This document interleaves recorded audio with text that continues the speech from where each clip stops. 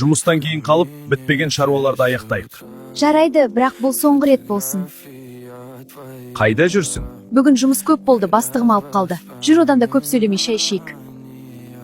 Менің жүрегім айнып, басым айналып тұр. Не болды жаным? 2 қабатсың ба?